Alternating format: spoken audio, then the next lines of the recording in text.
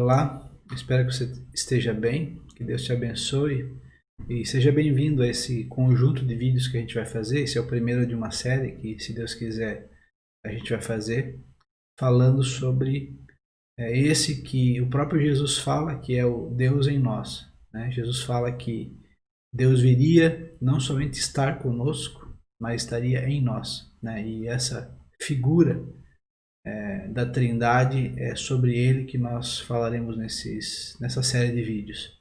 Este é um assunto que me empolga muito, me fascina, me aquece o coração e eu espero que você se sinta tão motivado, tão envolvido quanto eu, né, na preparação, no estudo e na vida que tenho vivido, conhecendo o Deus em mim a cada dia. Eu espero que você se empolgue e possa viver tudo isso que a gente vai conversar aqui, que não seja apenas um conhecimento, mas se torne vida, se torne uma experiência na sua vida. Então, vamos lá. Deus em mim.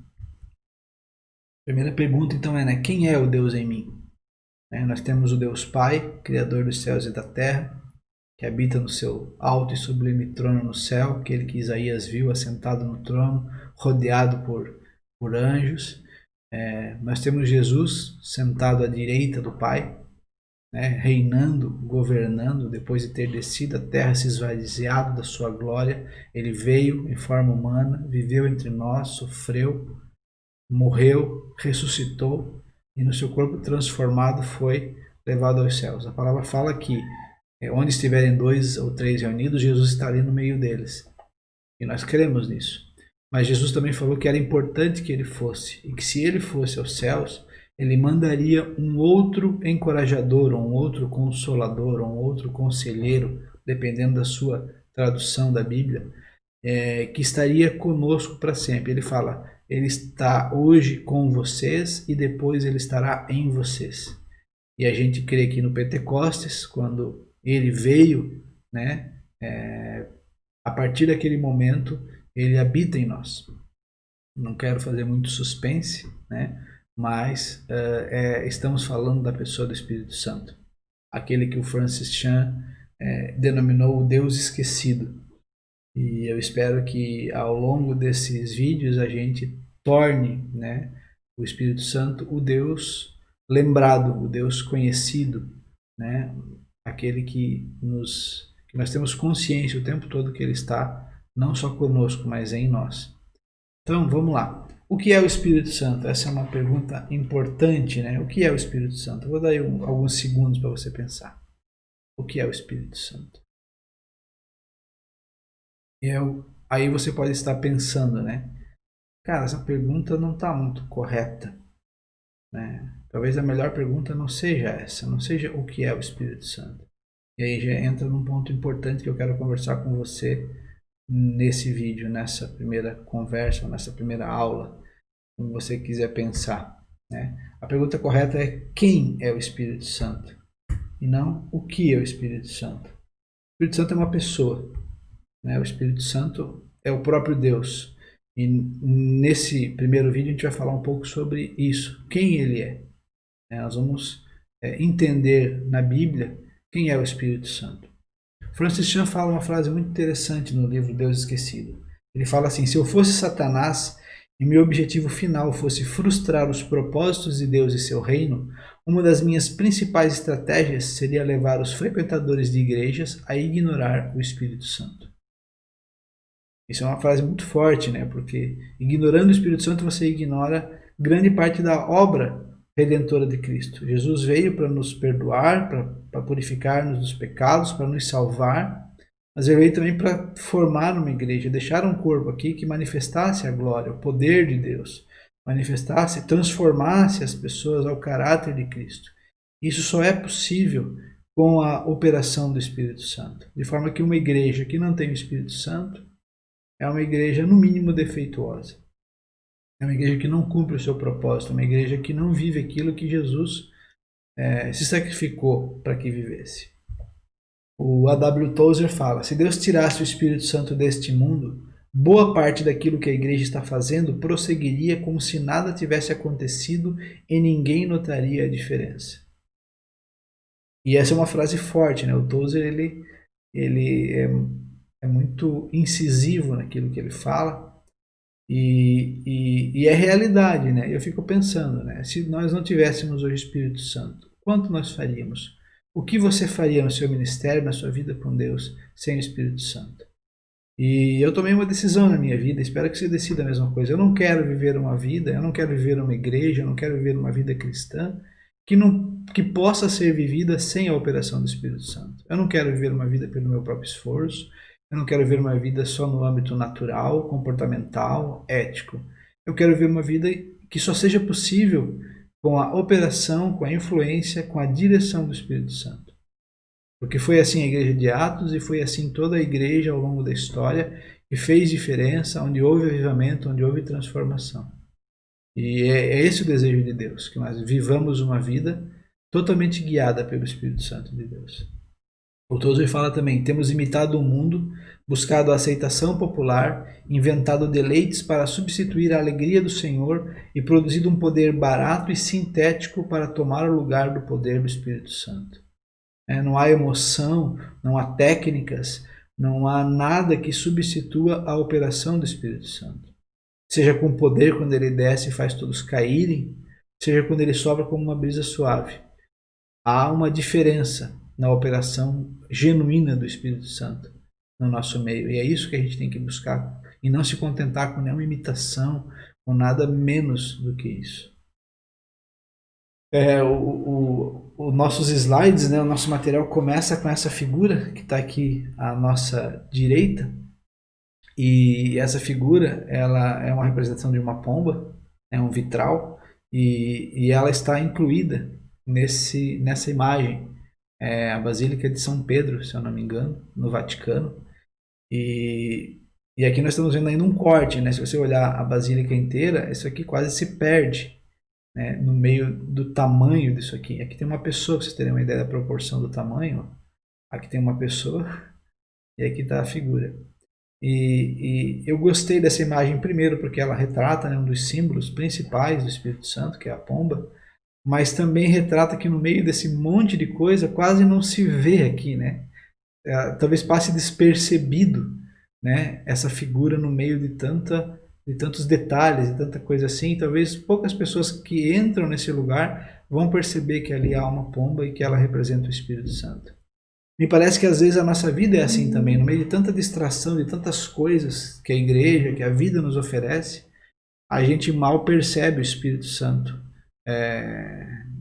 em nós. A gente acaba calando a voz dele, a gente acaba não ouvindo a voz dele, não sendo influenciado, dirigido, encorajado, guiado por ele. Ele acaba se tornando realmente um Deus, né, ou o Deus esquecido na nossa vida. E não deve ser assim, não pode ser assim. A gente precisa trabalhar para reverter, para mudar isso nas nossas vidas. Seria como estar casado com alguém, mas passar dias, semanas sem conversar com essa pessoa. Você cruza com ela pela casa, você dorme junto, acorda, cada um faz as suas atividades, mas você não tem consciência da presença dessa pessoa e você não está junto dela, né? Então, que relacionamento há, né, apenas por estar juntos? Muitas vezes é assim que a gente trata o Espírito Santo. Muitas vezes é assim que a gente vive com o Espírito Santo, infelizmente. Ok? Então, nesse primeiro vídeo eu quero falar um pouco sobre o que a gente chama de a teologia fundamental do Espírito Santo. 7 verdades a respeito do Espírito Santo, todas com base bíblica, para que a gente possa compreender primeiramente quem ele é, né? Para que então a gente possa adorá-lo, para que então a gente possa relacionar com ele, a gente precisa saber de fato quem ele é.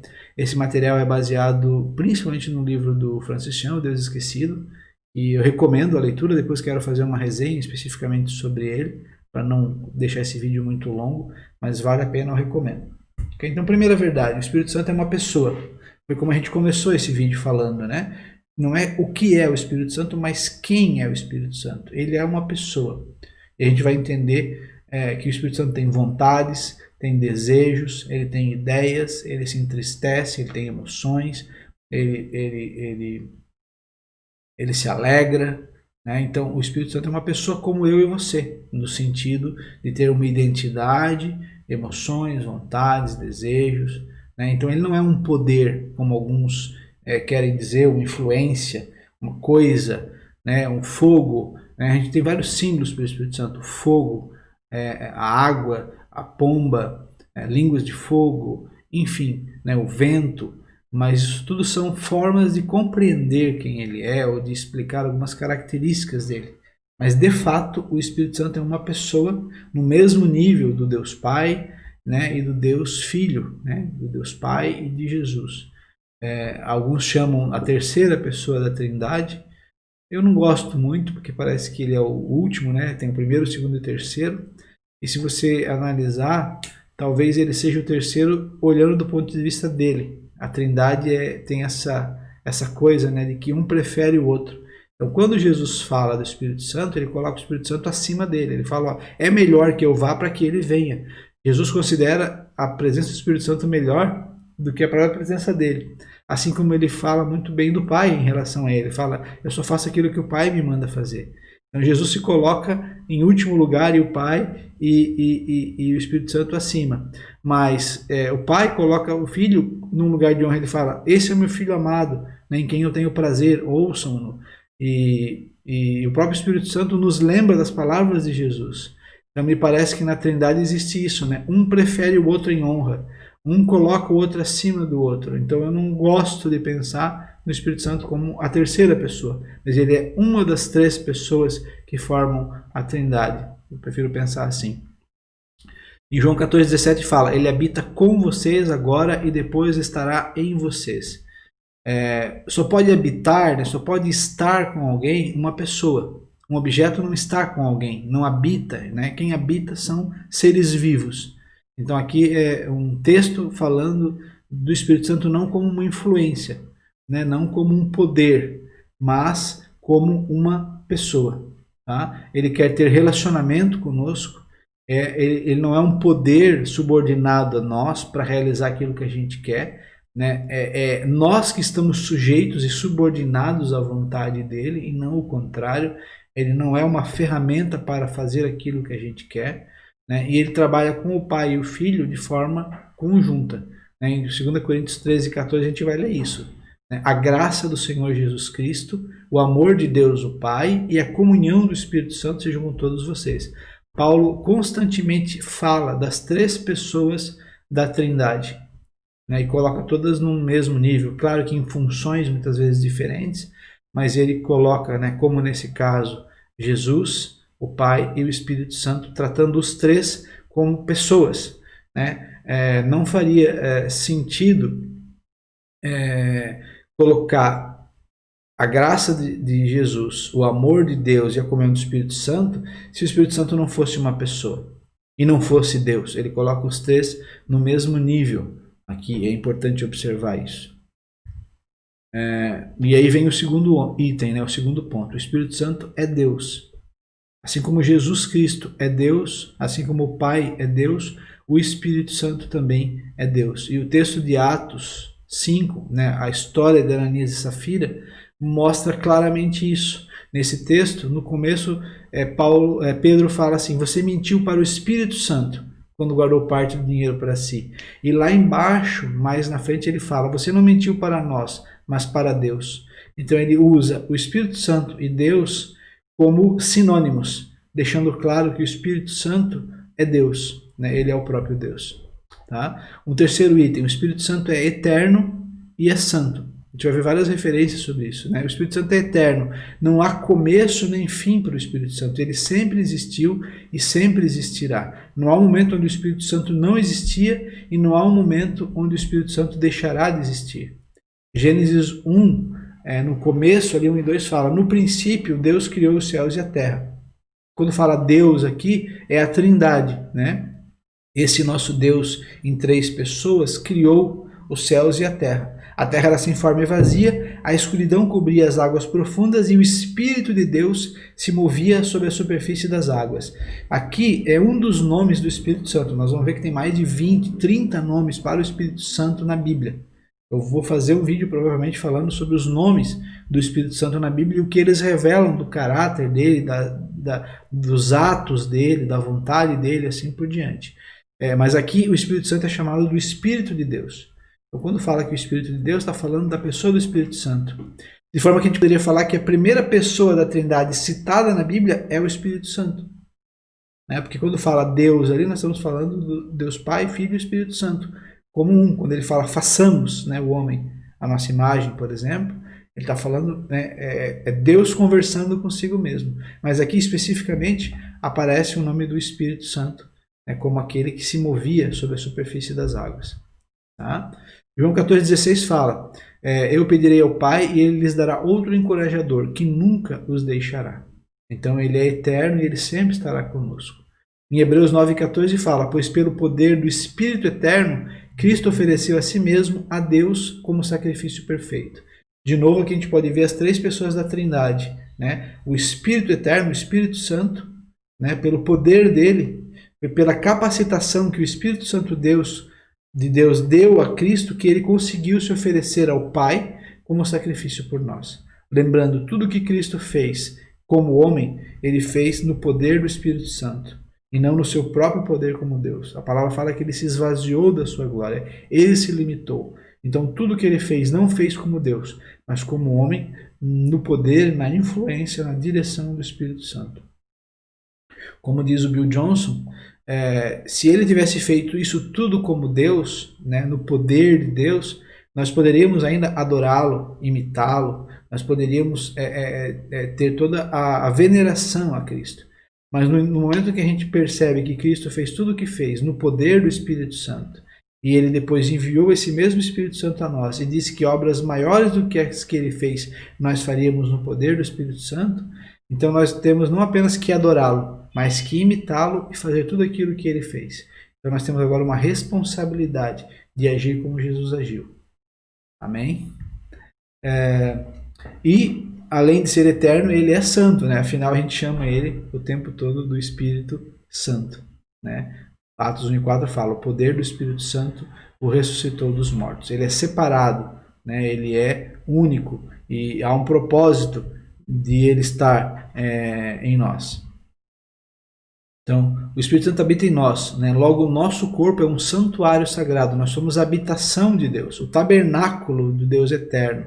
Aquilo que antes era o templo em Jerusalém, ou a tenda, o tabernáculo de Davi, hoje somos nós. Hoje Deus não habita mais em templos feitos por mãos de homens, mas ele habita no coração de cada um de nós. Nós, como um todo, somos essa edificação que Jesus está construindo para que Deus venha habitar. Então, muitas vezes a gente negligencia o nosso corpo, trata mal o nosso corpo, considera ele apenas fonte de pecado, mas não é assim que a Bíblia encara. A Bíblia coloca que justamente nesse corpo imperfeito, né, que está sendo moldado dia após dia, é que o Espírito Santo de Deus resolveu habitar. Quarto lugar, né, dos 7 itens, o Espírito Santo tem mente própria e ora por nós. Ele tem uma mente, ele tem inteligência e ele tem capacidades cognitivas, vamos assim dizer, né? Ele intercede por nós segundo a vontade de Deus. Nós podemos confiar que o Espírito Santo conhece o nosso coração e a vontade de Deus. E ele está sempre intercedendo em nosso favor. Então, nós temos essa confiança. Romanos 8:27 fala, o Espírito Santo intercede por nós, o povo santo, segundo a vontade de Deus. Nós vamos falar mais na frente também, pretendo fazer um vídeo ou alguns vídeos falando sobre a oração em línguas, né, a oração no Espírito, e a gente compreende que quando nós oramos no Espírito, nós estamos orando a vontade perfeita de Deus, adorando-o de forma perfeita, e muitas vezes nós nem sabemos o que estamos orando, mas sabemos que o Espírito Santo conduz a oração de forma perfeita. Em quinto lugar, o Espírito Santo tem emoções. Efésios 4:30 fala, não entristeçam o Espírito Santo de Deus, o selo que ele colocou sobre vocês para o dia em que nos resgatará como sua propriedade. Então nós podemos realmente entristecer o Espírito Santo de Deus, né? Ele tem sentimentos, ele fica feliz, ele fica triste, ele fica alegre, ele se regozija, mas ele também se cala muitas vezes. O livro do John Bevere, O Espírito Santo, uma introdução, fala muito sobre isso. O Espírito Santo é alguém sensível, é alguém que facilmente se cala em nós se nós tivermos algumas atitudes contrárias a ele, se nós não ouvirmos a sua voz. Ele vai muitas vezes se calar e deixar de cumprir o seu papel dentro de nós, aquilo para o qual ele veio.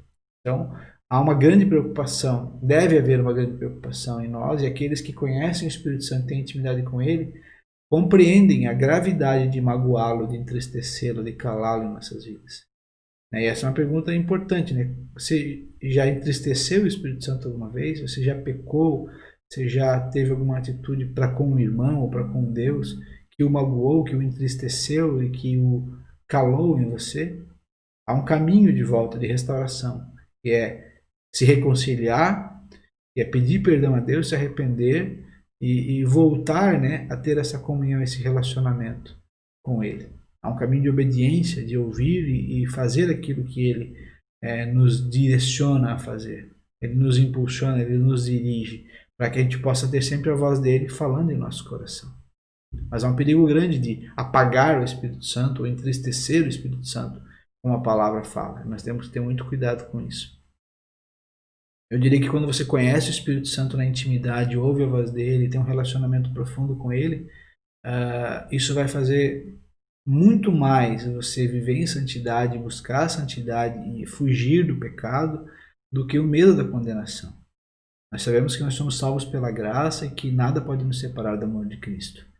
Então, compreendendo isso, a gente não peca, não deixa de pecar por medo da condenação. Nós deixamos de pecar e nos esforçamos em não pecar, embora nós ainda pequemos, ainda caímos, ainda escorregamos, ainda há essa fatalidade em nossa vida, mas a nossa grande busca por não pecar não é o medo da condenação, mas é o medo de entristecer o Espírito Santo e calar a voz dele dentro de nós.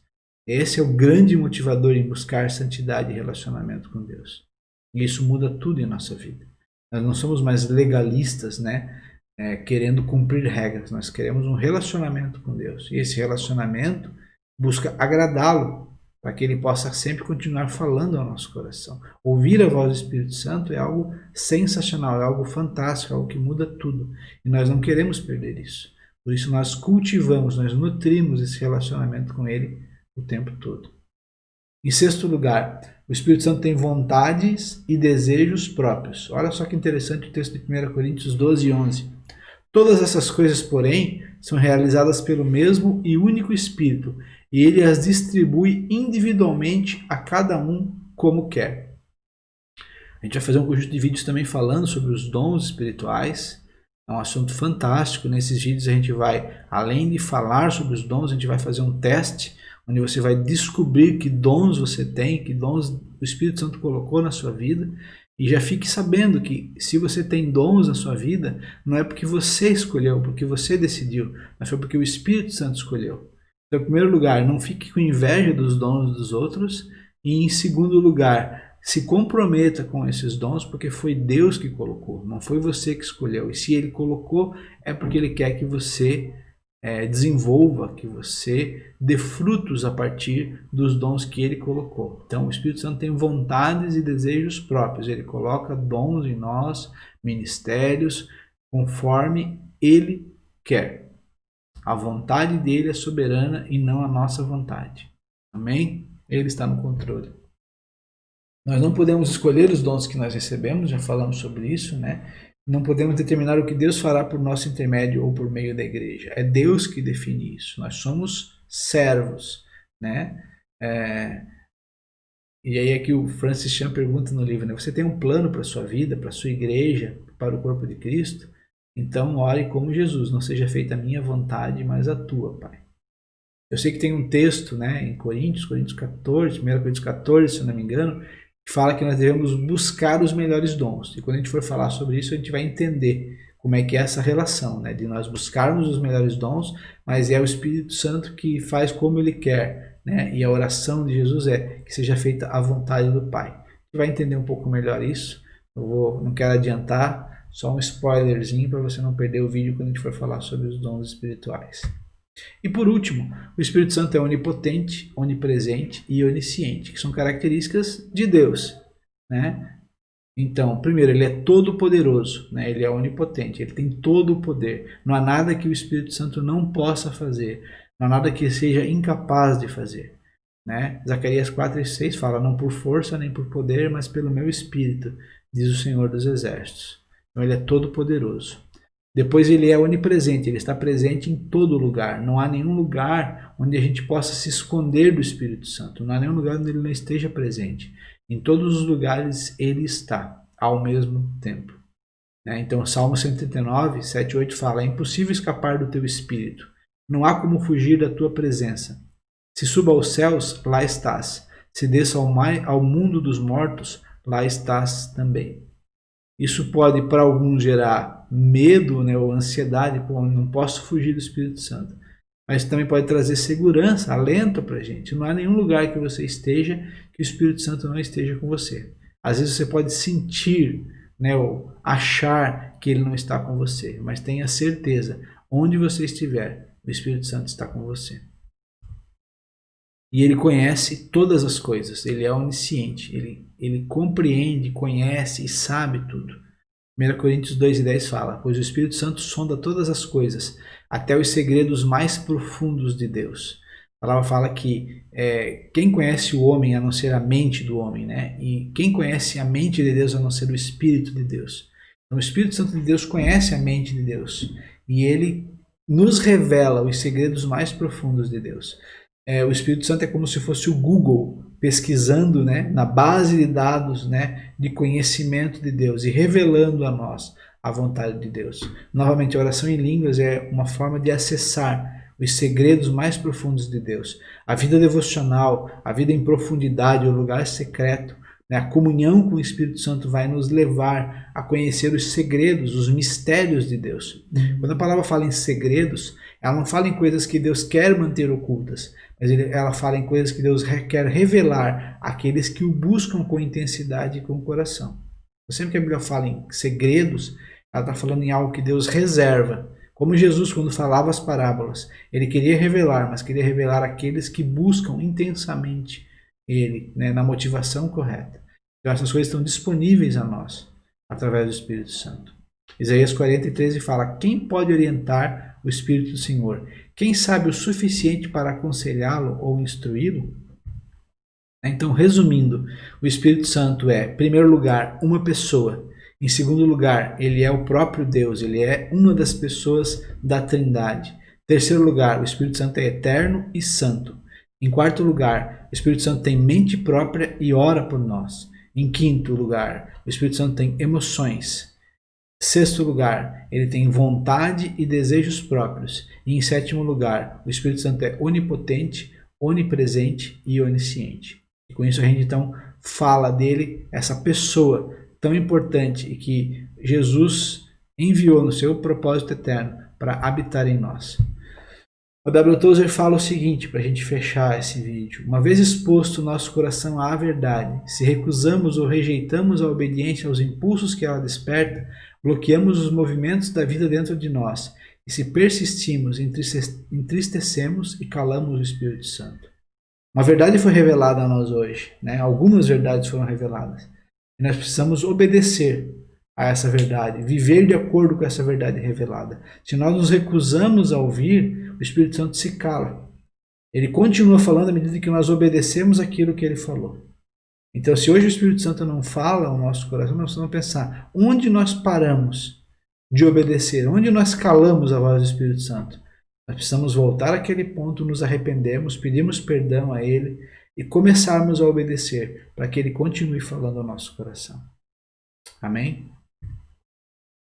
Eu vou depois fazer uma resenha, e fazer um vídeo separado sobre esses 2 livros. Ao longo dos vídeos eu vou falar de vários outros livros. Eu tenho um certo orgulho de uma coleção bastante grande de livros a respeito do Espírito Santo. Vou falar de alguns, e aqueles que eu não falar então é porque eu não tenho, daí vocês podem enviar para mim depois, comprar e mandar no meu endereço aí. Mas eu gosto muito de ler a respeito do Espírito Santo, sempre comprando livros novos, e uso vários livros ao longo desses vídeos. E 2 dos que eu gostaria de considerar e recomendar que vocês comprem e leiam e estudem é O Deus Esquecido, do Francis Chan, e O Espírito Santo, uma introdução, do John Bevere. E depois na resenha eu falo um pouco mais. É isso. Eu quero deixar uma tarefa. Se você fizer essa tarefa, eu gostaria que você enviasse para mim as suas observações, aquilo que você aprendeu, aquilo que Deus falou com você. e até mesmo o texto, se você fez isso, né, num arquivo, que você pinte a sua Bíblia ou separe os versículos que falam do Espírito Santo nos livros, principalmente de Lucas e Atos. Comece por esses dois livros. Você pode começar por Atos e depois ir para Lucas, mas os dois livros mostram muito claramente a operação do Espírito Santo.